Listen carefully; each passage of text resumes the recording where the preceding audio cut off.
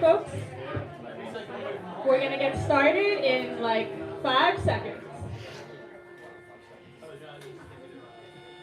Thank you. If we could have a round of applause. Go ahead. Go ahead.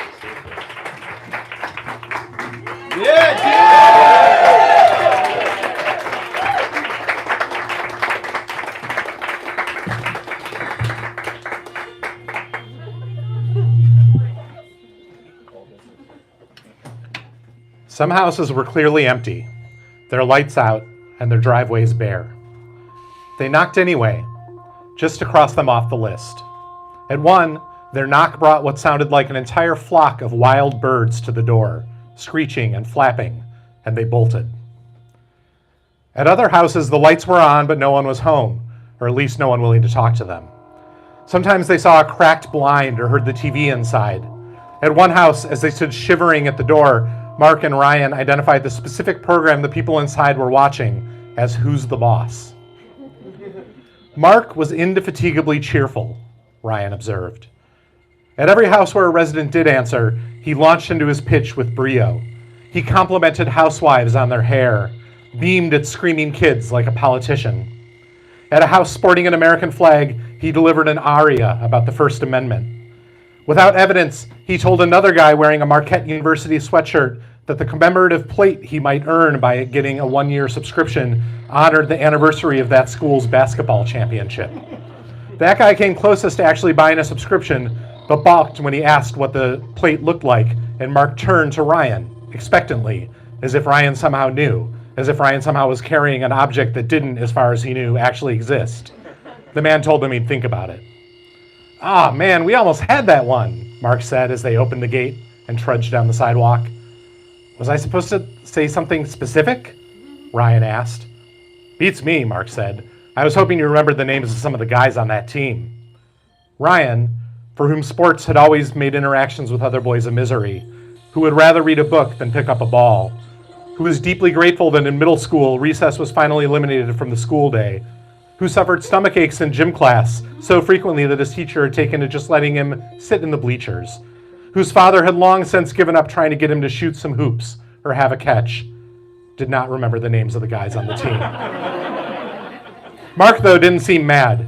He grinned and chattered as they walked to the next house, speculating that this time he'd try a whole thing about the stock market.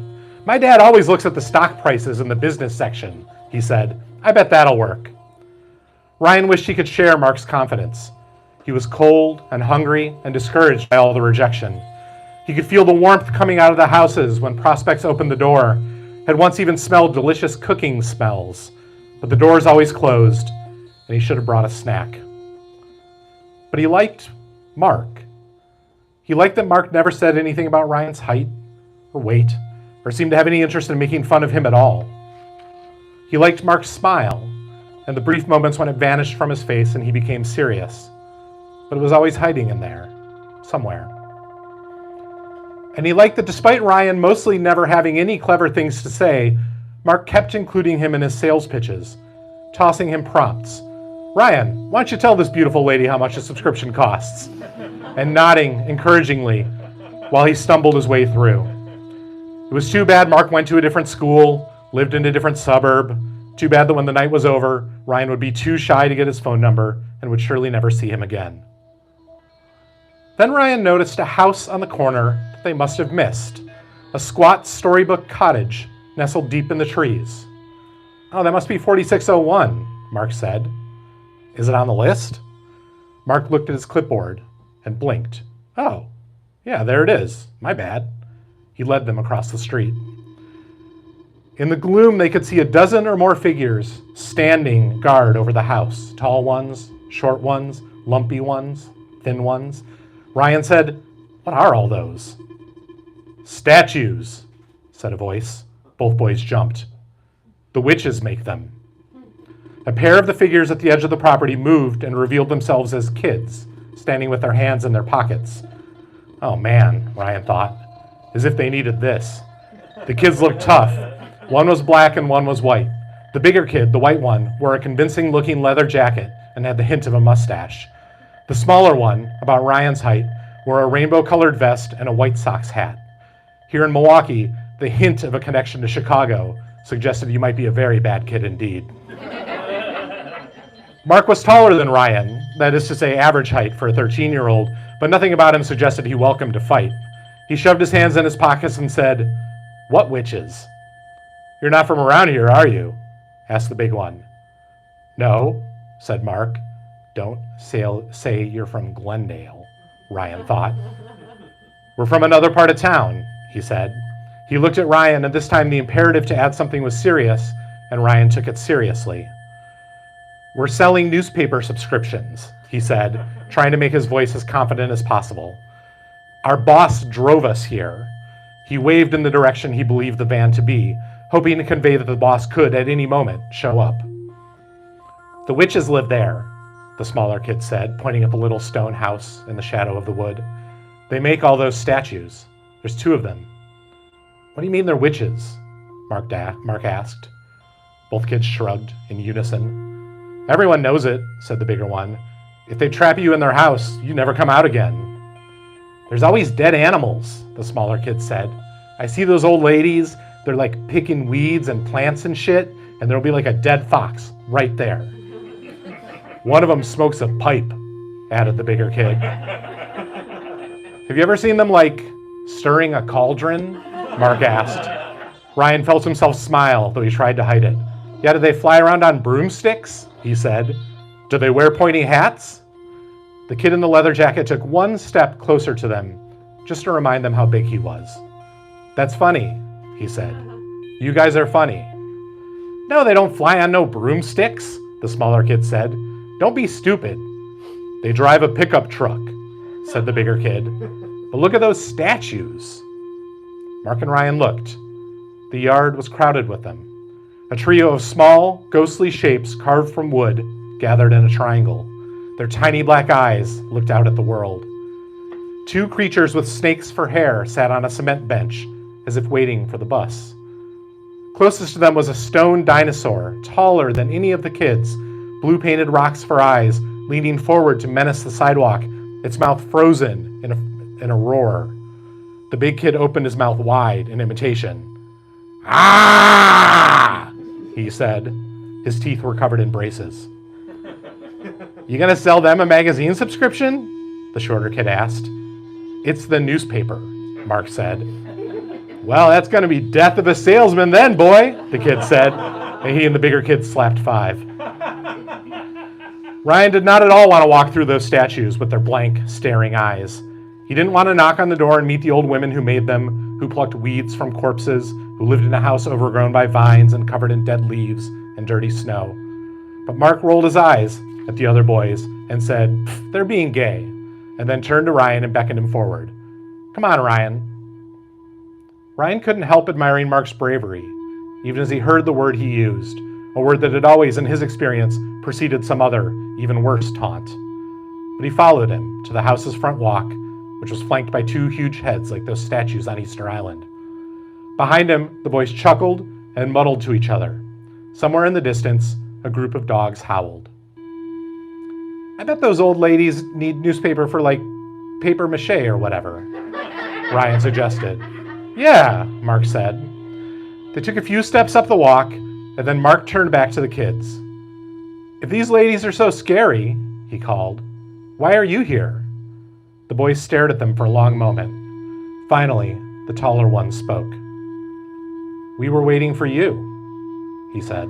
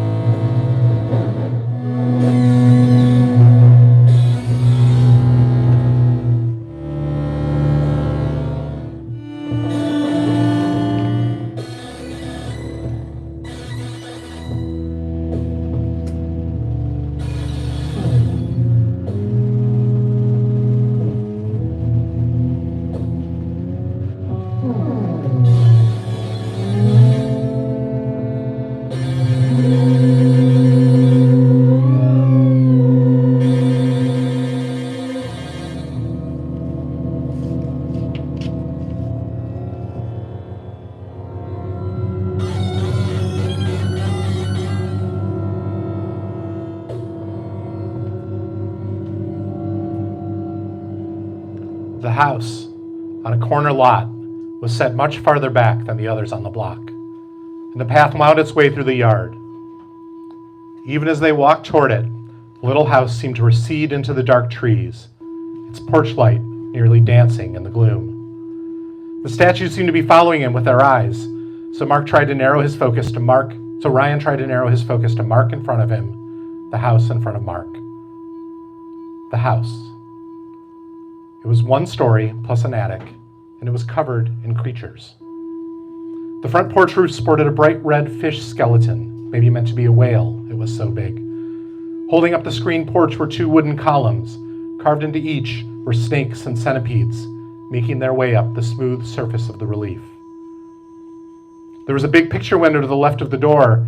In the bushes, a gaggle of toddler-sized figures gathered, curiously looking up and into the house. Maybe no one's home, Ryan said. They're home. Indeed, the inner door opened with a creak, and through the dirty screen, the boys saw a tall, heavy-set woman flip on the porch light and make her way toward the door. She stepped silently in fuzzy slippers and wore a flowered dress. When she opened the door, she said in a cheerful voice, "Hello there. How can I help you two?" Her graying hair was up in a bun, and she wore reading glasses on a chain around her neck. Her face was kind. Ryan never knew how old grown-ups actually were. He'd once enraged his uncle's girlfriend by guessing she was 50. But the woman at the door looked to be his grandparents' age, or maybe older. She didn't look like a witch. "Hello there," Mark echoed. His carnival barker voice was back, only slightly diminished by nervousness. "I'm Mark, and this is Ryan." Ryan never knew what possessed him, but he blurted, "We're traveling salesmen." The woman laughed, a big, happy laugh. Mark looked back at Ryan, grinning, and Ryan felt something take flight inside of him. "My goodness," the woman said. "Look at you two. What are you selling? Encyclopedias?" "Ma'am, we're selling something better than encyclopedias," said Mark. Last year, Ryan's choir teacher had showed the class The Music Man, and this was what that was like. Encyclopedias, what do they contain? The past, ancient Sumeria and the like. But a woman like you want to know what's happening right now. You need the newspaper. We're offering subscriptions to the Milwaukee Sentinel. You can get today's news delivered to your door every morning, plus business, entertainment, sports. Are you a sports person? And the funny pages, just for $10 for 3 months. But I recommend you subscribe for the whole year, just $25. That way, for all of 1988, you'll know what's going on in the, And here, Mark spread his arms expansively and looked around, only to see in the yard next to them a second woman. She'd come around the house, it seemed, without them noticing. She was petite, brown-skinned, dressed in a suit, with glasses perched on her nose. She was giving them a teacher's look. The woman on the porch clapped her hands. "Millie, look at this. We've got a talker." "We do," the woman in the yard said. The first woman reached out her hand, every finger bearing a sparkling ring, and draped it over Mark's shoulder. She leaned close and looked him right in the eye. "I'm a talker, too." With a brilliant smile, she added, "It's awfully cold out there. Won't you come in and tell us more?" Ryan opened his mouth to say, "We're not allowed," but then Mark turned toward him, his face gleaming with joy. Mark followed the woman onto the porch and through the front door. Ryan's feet felt glued to the ground. What had just happened? What was he supposed to do? At the second woman's feet, he saw, creeping from the ground that he could have sworn was frozen solid, a tiny green shoot. At its end, a small flower opened, blue as the sky. The woman followed his gaze and grunted. "No, no," she said, stooping down. She reached out with a hand, took hold of the flower, yanked it from the ground, slipped it into her mouth, and chewed. "We have warm apple cider," she said to Ryan, standing back up. "Children like that." Still, Ryan didn't move. Finally, the woman opened the screen door and stepped into the porch. "Please yourself," she said, "but he will need you." Ryan took a step forward, another step. Out on the sidewalk, the other boys were long gone. Now Mark and Ryan were sitting together on a green leather couch in the ladies' living room. "We can go," Ryan said. The ladies were clinking and clanking in the kitchen, not checking on them at all. The door was right behind them, but Mark shook his head. We're here now. He set the clipboard on his lap and drummed a little rat-a-tat-tat with his fingers. The women were back in the room. I'm Vincel, said the one in the dress, bearing a tray laden with steaming mugs. This is Millie. Millicent, the other woman said. Everyone calls her Millie, Vincel said cheerily. What kind of cookies are those? Ryan asked. Leibkuchen, Millie said. Gingerbread, Vincel explained. Her voice was like the bell choir at Ryan's church, chiming and chiming. And here's warm apple cider, as promised. She set a mug in front of each of the boys. He warmed his hands near the mug, but for now didn't pick it up. Mark too didn't take anything, and after a moment Vincel laughed. Oh dear, those boys outside have told you stories, haven't they? She put up her hands and opened her mouth wide as a dinosaur's, and looked for a moment so much like the big kid on the sidewalk that Ryan didn't even know what to do. We're not going to eat you, said Millie, unconvincingly. We just want to feed you, said Vincel. Where do the statues come from? Ryan asked. We make them, of course, said Vincel. From wood and stone, not from children. Now, you poor boys, you're cold and hungry. Have a bite, and we'll talk about your newspaper. Her voice was far away. Ryan could feel his arm pressed against Mark's. He felt inexpressibly happy, at home in this weird place, for once at home in his disobedient body. The women told him a story, and he listened.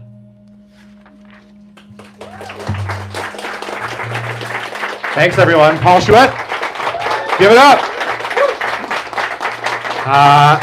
And please welcome my questioner for the evening, the great Mac Rogers.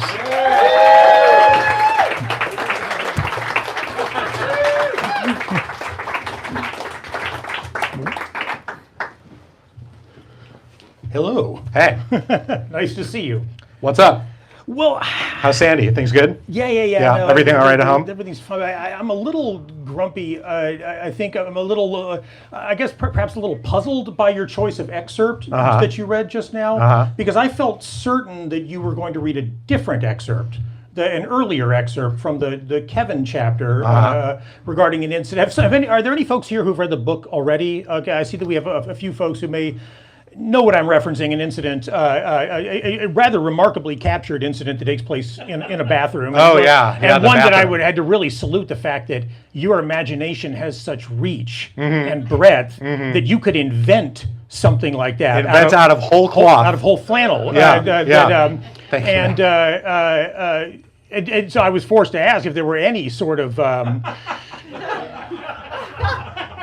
autobiographical resonances. But I'm not here to gossip. I'm afraid I cannot answer that question on advice of my counsel. Yeah, no, I mean, I'm here to talk about literature. So I guess But Sandy's good. Everything's good at home. the other thing that puzzles me is basically that a long time ago, you and I and Sean Williams, who I think is there. Yes. We went to see, because you were on assignment, I think, was it for Slate? I don't know. You don't know. I don't know what you're talking about. We went to go see the movie Drag Me to Hell. Oh no, that was for the Washington Post. You were when I was assigned, briefly reviewing for them. Yeah. as if like the first 11 people they would have asked to review a horror film had all said no. I assume it was even more than that. But yeah. Because somehow it came to you. Yeah. And you were miserable the entire movie. Well, I said yes because I was freelancing, and when you're freelancing, you say yes to every assignment, no matter how ill-suited you are to it. And then we went to the movie, and as you might recall, I spent most of the movie like this. Because it was simply way too scary for me. It was so scary. Has people seen this movie? Yes. It's unbelievably scary if you're a baby like me. And then I wrote a review of it in the Washington Post. Yeah, too scary. Yeah, and so that'd be awesome if the entire review in the Too Washington scary. Post. Yeah. So I'm afraid I didn't watch it. Sorry, Sam Raimi. Full disclosure, Washington Post readers. So what on earth are you doing writing a horror novel? Well, you'll notice that though it's a horror novel, it's not in any way scary. I avoid wasn't gonna say scariness nothing. like the plague. I read a lot of horror growing up. And I read a ton of Stephen King. I read a ton of Peter Straub, father of this store's fine owner, and a lot of other stuff. And I loved reading horror. But it turns out that when I watch horror, I simply cannot take it when someone's looking in the mirror, and then they open the mirror, and then they close the mirror. There's fucking someone right behind them! I can't deal with that. I cannot take it. Or like when the reflection in the mirror does something different than the person. Yeah, that's another good one too. I love that one. Do not say that. Yeah, I can't take that. So, but I really like reading horror. I think just because it allows me to swallow it and consume it at my own pace. It allows me to stop or dwell on certain moments, to put them in my head and envision them in a way that's invariably less scary than it would have been in the movie version. But I love the creatures of horror and the way horror allows you to intensify an everyday situation, and it forces you to to confront the what's wrong with that situation, to confront the things about the situation that feel heightened. And so in this book, as I was first writing it, it really was just like a very realistic sort of action comedy about these kids selling newspapers out, on a cold night in Wisconsin. And at some point, I felt like it was not reaching the sort of heights of weirdness that even I remember that experience having when I did it, when I was a paper boy. And so at some point, I was just like, you know what this fucking needs is monsters. And it did. I think I was right. And that allowed me to sort of put on the page for a reader the sort of total insanity that I felt as a 12-year-old when I was sent into these random neighborhoods in Milwaukee to sell newspapers by my stupid manager, Kevin. So, okay, so you not only delivered, but yours, your manager literally named Kevin? Yes. I wasn't even going to go into the whole autobiographical aspect with so much of this stuff. But did you know someone who made a fart tape, or were you someone who made a fart tape? I may appear on a fart tape made by John Sapp at Boy Scout camp. Mm-hmm. Yes. I do have to say, as an audio drama producer, it meant a great deal to me that you had an audio drama producer character in the story. So give me someone to identify with. He's very ambitious. Yeah. He's making a masterpiece for the ages. Those of you who don't know what we're talking about, read the book. You're going to love the fart tape. We're selling it hard. The fart tape was my favorite part. Love the fart tape. Now, as you know, literally the only thing that you and I have in common is that we were both born in Milwaukee, Wisconsin. What the fuck are you talking about? I know. But now I left when I was about 1.5. Yeah. You stayed longer than that. I did stay all the way through high school. That was where I was born, where I grew up. Paul also is a Wisconsin guy from beautiful Manitowoc. Like all of us, he eventually got out. But yeah, I grew up in Milwaukee, and I was very excited to set a book in Milwaukee at this time, a time that was fun to sort of rediscover, because when I was actually 13, I had no fucking idea what was going on anywhere in the city. I had no idea, like many 13-year-olds in 1987, I had no idea what was going on outside my house. Well, I left Milwaukee so early in my life that I know absolutely nothing about it. In the prepping for this discussion, I had to Google. I wasn't even sure if Hampton Heights was a real neighborhood. I Googled Hampton Heights, Milwaukee, and the second response was a Reddit thread titled, "Is Hampton Heights safe?" Which was particularly fun in light of this book. Good question. How did you settle on that as the location for the story? I knew that I wanted to choose a neighborhood in Milwaukee that in this era, in the late 80s, was in a real time of transition. And Milwaukee, like many cities, particularly in the Midwest, but maybe even more than most of those cities, has a really dramatic and shitty racial history. They, like many cities, bulldozed the black neighborhood in the 50s and 60s for, in this case, I-94 and 794. That population scattered to other parts of Milwaukee, and so in the 60s and 70s, there was a real epidemic of white flight in a lot of different working class Milwaukee neighborhoods, as the black residents who had been, pushed out of this one neighborhood started moving into other ones. And so I wanted to find a neighborhood that in this era, in the 70s and 80s, was really making a transition from the old world to the new. And in Milwaukee, the old world is a very specific thing. It's German and Scandinavian. It's the immigrants who came in the late 19th century, who made the city really what it was in that era, and who tried to hold tight to it through the Great Migration and then through the dispersal of black citizens into other neighborhoods, and who dealt with that very bitterly at times, but in other cases, in many neighborhoods, by embracing that population and finding a way to live together. Hampton Heights I found really interesting because I did a lot of research into a lot of different Milwaukee neighborhoods. There's a lot of great resources online, including the Milwaukee Neighborhood Project, which is run by a nonprofit in the city, nonprofit historical society in the city, that really fit the bill because I wanted a place that was in this moment of transition where the old world, as represented in many cases by these monsters in the book, is meeting this entirely new population that in the world of my book, I imagined, was the new population was adapting to this strange place they had found themselves and figuring out how to live and thrive in this environment. And then I wanted to drop the kids right into the middle of it. Got it. And in light of the German and Scandinavian history and mythology, now what is that? That's a hodag. They're not as cute in the wild, and they're bigger. A hodag is the great mythical monster of the Wisconsin North Woods.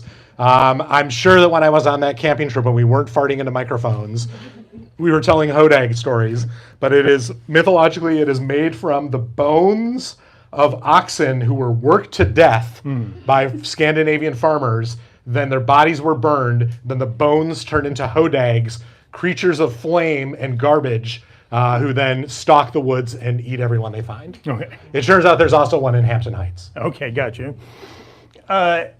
So I want to go back a little bit to the way that this book is structured, the unique way it's structured, which really took me by surprise when I read it. So how did you decide in a book that is largely about kind of interesting pivotal experiences for boys, most I guess around 12 years old approximately. How did you decide to lead off with Kevin? How did you decide to lead off with the story that I think a lot of other writers would have chosen to put between two of the scariest stories as a comic relief story, but you led off with him? So Kevin is their stupid manager, not based on a real person. And he drops them off in the neighborhood. They go off in pairs to sell their subscriptions. And then he, as soon as they're gone, immediately goes to the Hampton House Tavern and orders a drink. He has recently broken up with his girlfriend, or is in the process of breaking up with his girlfriend. Things are not going well with her. She's on a date with an appliance salesman. And he just wants to drown his sorrows and forget about all these stupid fucking kids that he has been tasked with driving around for a little while. And he realizes maybe he could maybe pick up a woman. He's never done that before, but he's in a bar. There's women there. People do that. And he is, in fact, picked up by something. And events ensue. And I started out with him for two reasons. One, because I wanted a very short thing at the beginning to sort of set the rules. Okay. Like, we're in this community. We know these boys are out there. We know stuff is going to happen to them, but we don't really know the parameters of what the rules are. The introduction doesn't lead us to think necessarily there's going to be anything crazy or supernatural. But I wanted a short story that just says, when you finish reading it, oh shit, I guess anything could happen. I guess any goddamn thing could happen in this neighborhood. It's really haunted. So then when you get to the boys and their longer stories, you're ready for the different manifestations that will take. I also wanted to just get him out of the way. I wanted people I felt like if they were reading the book, they'd want to know what the hell was going on with Kevin and why he wasn't helping these 12-year-olds who were involved in various supernatural adventures. So I wanted to get him out of the way, and a great way to get him out of the way was to trap him in a house with a creature. Yeah, no, I did love it. It immediately abandons all of them. Or the van with the doors that pop open in the back so easily. So much of this reminded me, there was some playground equipment in my elementary school that was like a giant Lincoln Logs thing that you could climb. It was not safe at all. Every time you climbed it, you got splinters. It was just a different time. Yeah. The obsession with children's safety wasn't remotely what it was now. They're all snowflakes. Yes. So much of the, when I see playground equipment, it's all soft and low to the ground. Yeah. So much of this book feels give him like fucking that participation trophies just for climbing a jungle gym. Sorry, was that what you were saying? I was definitely hoping this would turn into sort of like an anti-woke thing to kind of keep the audience on their toes. But along those lines, I guess I was just not sure how much time we'll have to talk about each individual story. I guess I wanted to ask a question that kind of applied to all of them, which I will preface with 2 very short quotes. Okay. Number 1 is a quote from Hampton Heights by Dan Coyce. The chamber was filled with a terrible anticipatory silence, the quiet before a terrible thing happened. A terrible thing didn't happen. And the second is from the rave New York Times review of Hampton Heights by Dan Coyce. It's not really a spoiler to say that Hampton Heights has a happy ending. Nothing truly bad was ever going to happen to these boys. It's not that kind of story. Now, when I first saw that, I was like, oh, is Dan going to be mad that they just said that straight up in the New York Times? But then as I was going back to the book after that, the book sort of very clearly signals some scary stuff is going to happen here, but there's going to be kind of a soft landing for everybody.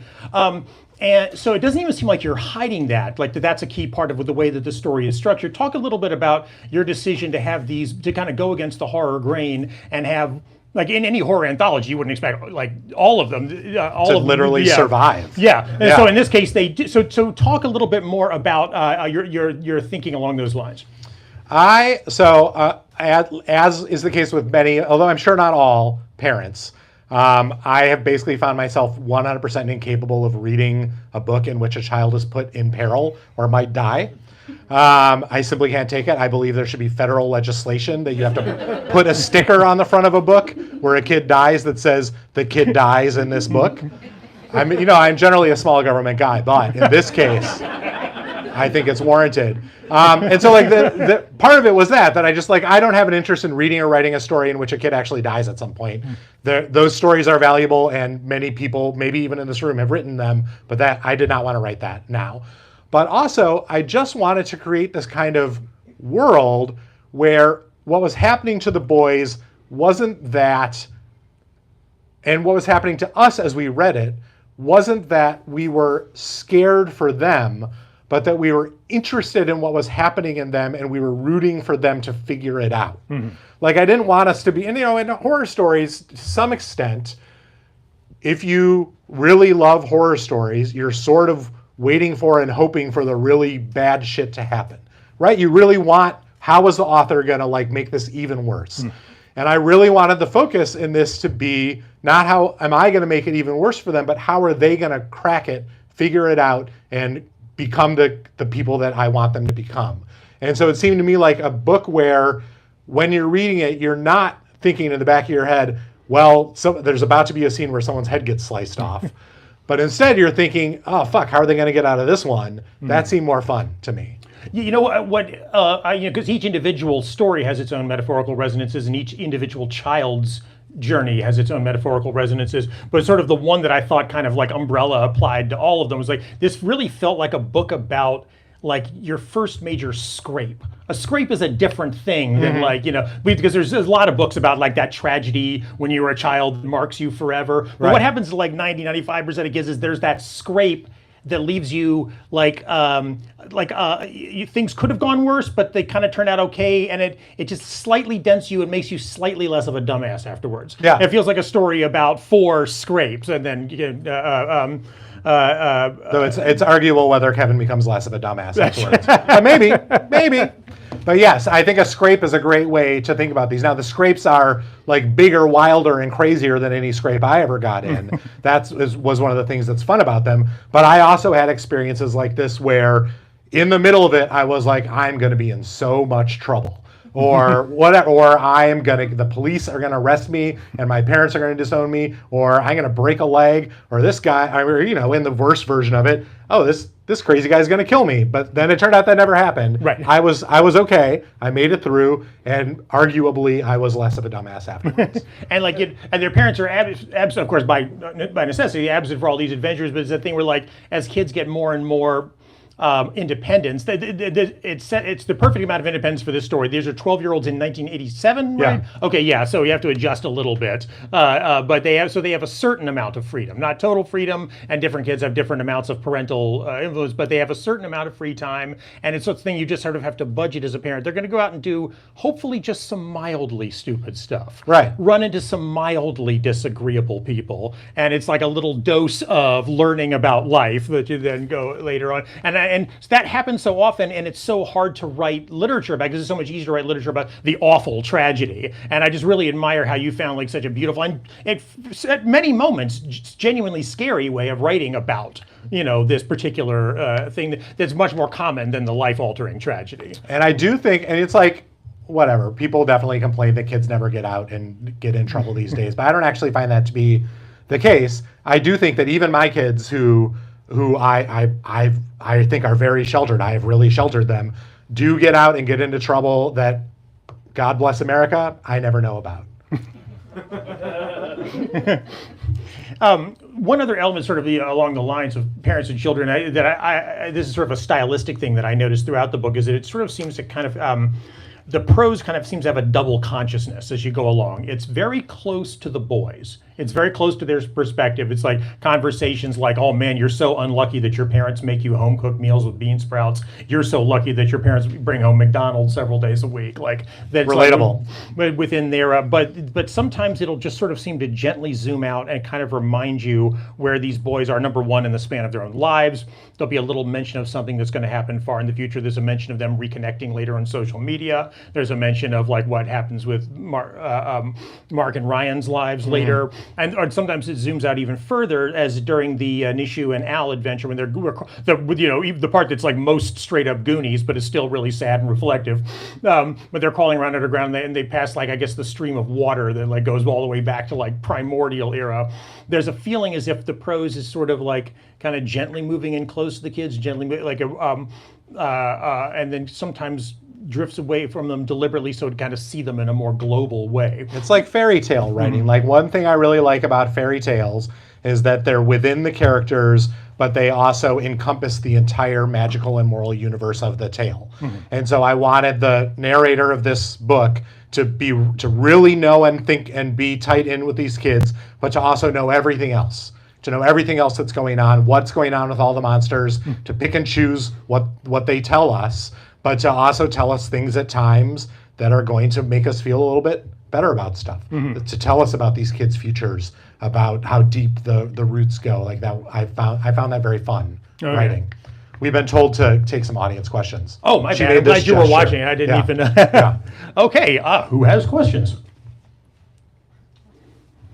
This fucker right here.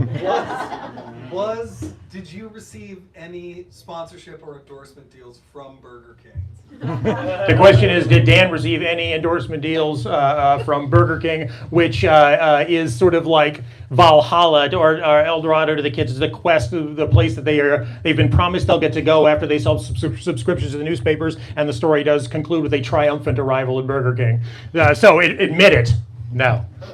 But I'm open to it.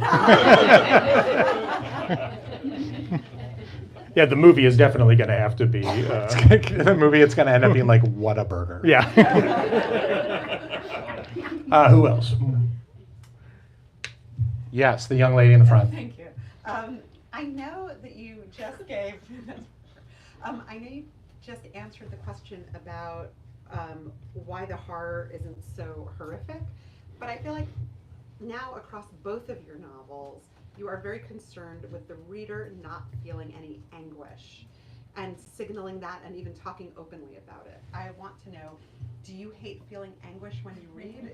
Are you just trying, what is going on? No. The question is, Dan seems to signal in his prose like that he doesn't want the reader to feel anguish. Do you try to avoid anguish deliberately in your writing?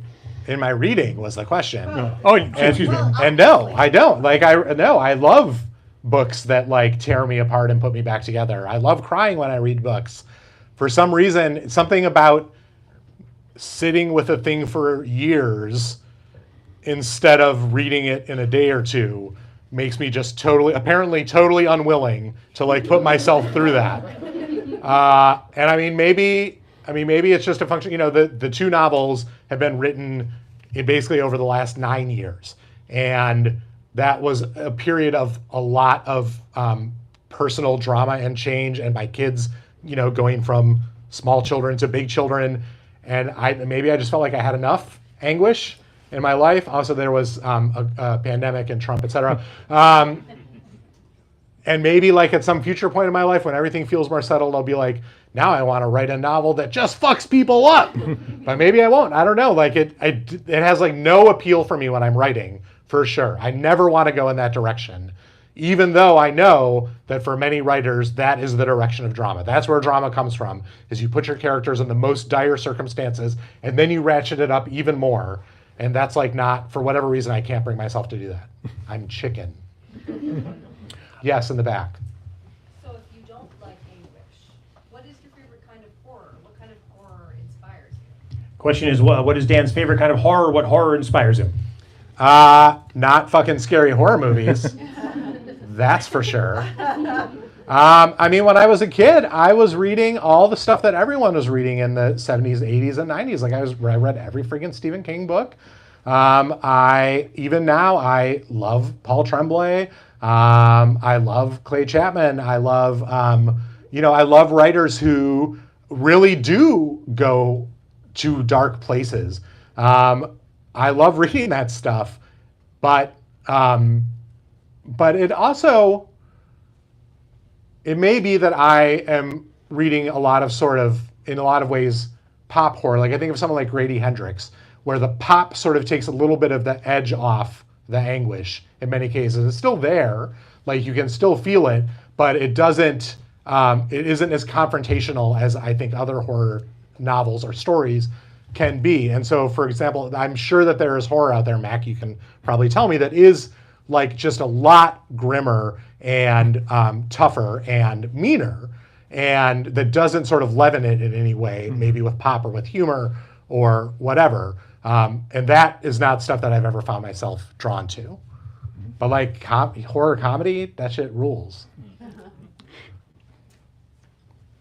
So Stephen King doesn't write horror comedy for the most part. There's comedy in his books. Your book feels influenced by Stephen King in some ways. Do you see that as an influence, or where would like the King lovers, do you think they might like about your book? Does Dan sense Stephen King influence in his book? What would Stephen King lovers love about Hampton Heights? Everything. Definitely a lot of it, like the spirit of it, a lot of it comes from The Body, right, which turned into Stand By Me, of these kids out on an adventure, and that adventure is a lot more perilous, even though there's not monsters. That adventure is a lot more perilous than this adventure for them. But I also was really influenced, honestly, while writing it, by that book of his that came out just last year, or the year before, Fairy Tale, which isn't a horror comedy, and which isn't even really horror, though it has some horror elements, but which is like a sincere attempt to write a contemporary fairy tale that feels like it happens not only in our world, but in a world just adjacent to it, where characters who have read a lot of fairy tales have to deal with a bunch of fairy tale shit. And I found that really fun, and that is something, like all the characters in this book, as you saw in the scene I read with the kids, being like, oh, they're witches, do they ride broomsticks? Like, they all have their ideas already about these creatures they're about to meet, and then they have to sort of deal with how the creatures differ or are the same as those. And Fairy Tale is very good about that, and that is a book that, while I was reading it, while I was writing this, and it gave me the guts in a lot of ways to do a lot of the stuff I was doing with this. Who else? You got Dan Cloyce at your mercy, yes. And then we got someone over here after. Go. No, you go ahead. Go ahead. I just want to make sure we have everyone in line. We're the same age. Yes. 1987 experience. To be fair, you're younger than me. 6 months younger. Yeah, I know. The Beastie Boys are in this book. Uh-huh. What was the playlist for you during this experience?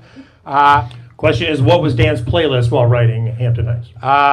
This is funny because there's the playlist that I had while I was writing, which was a big 1987 playlist, which contained both the songs that I love now that came out in 1987, and then also the songs I was actually listening to in 1987, which was like The Lady in Red and Here I Go Again, and just a lot of garbage, which at the age of 12, that was the year that I bought both the Tiffany album and the Debbie Gibson album from the Columbia Record Club.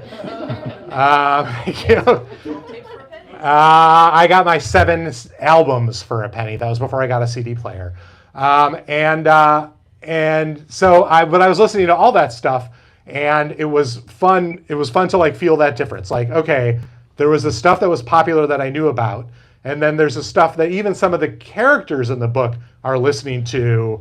Like there are characters in the book who listen to a lot of X.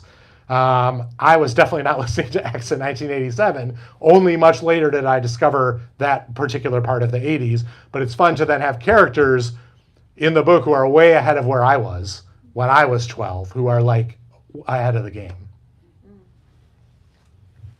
Oh, do you think, this is maybe a redundant question now, or maybe it's just linked. Do you think that there's something inherently 80s about horror? And how did the 80s then influence it? I think maybe it's just a generational thing, but I think about 80s as being that's the genre of the 80s in some way. Is the 80s like the definitive sort of cultural decade for horror, and what was its influence on your book? There are a lot of people in this room who are way better qualified than me to answer the question about like what are the 80s, the horror decade. Like, I don't know if Jason's here, but Jason Zinnemann, for example, who I did an event with yesterday, wrote a book about horror being the definitive cultural document of the 70s, which it also probably was. To me, in the 80s, horror was not, even then I was a baby, and I would like leave sleepovers if it seemed like someone was about to put on a Friday the 13th movie. I'd be like the guy who'd be like, well, I gotta call my mom. But I was inhaling all this written stuff, and it certainly had like partially because of the primacy of Stephen King in the publishing business, the way he was, writing cocaine-fueled book every 6 months, and every single one of them was a gigantic bestseller and it had a huge cultural imprint. It definitely feels that way, but I definitely think you can also make an argument, and I'm sure people here would, that like right now we're living in a golden age of horror, particularly filmed horror, that horror movies look and feel totally different in a lot of ways than they did even 5 or 6 years ago, and that's like a really welcome development in the genre.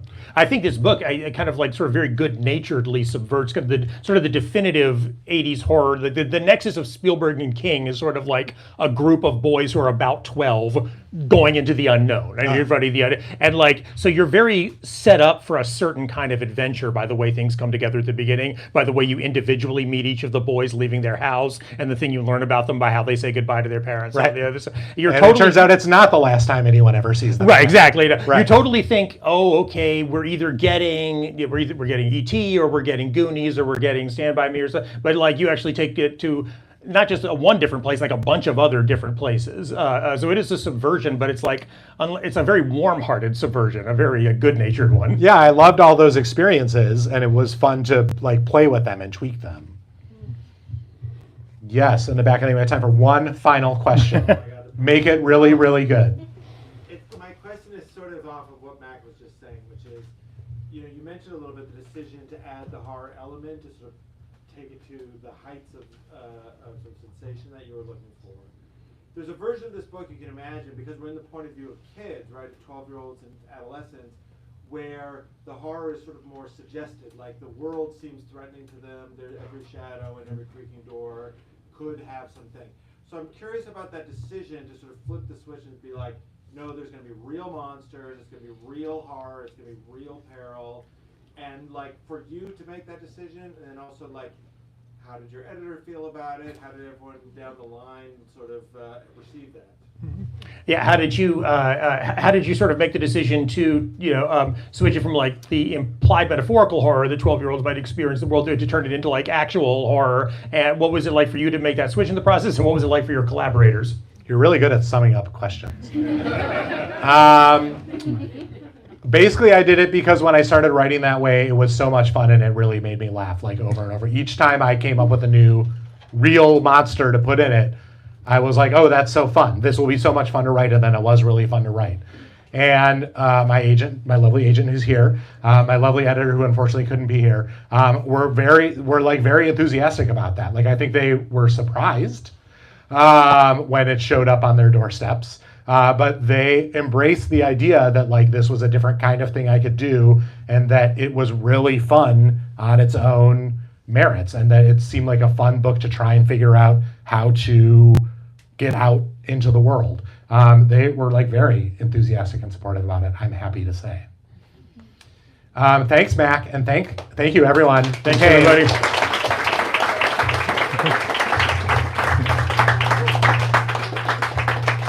Give you this as well.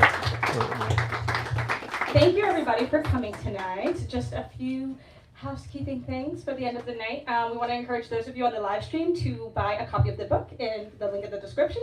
For everybody else, Dan will be signing, so it's going to be right there where my coworkers are pointing in the hidey hole. We do break down the space immediately, so just take all your belongings with you, and if you want to purchase another copy of the book or Dan's other book, that's also at the front. And everyone, one last round of applause for Paul Chouette, please. An incredible composer and sound artist. Hire him for all your noise needs. Thank you. Do we give you the? Oh, oh wait. It's gonna Bye, put it- guys.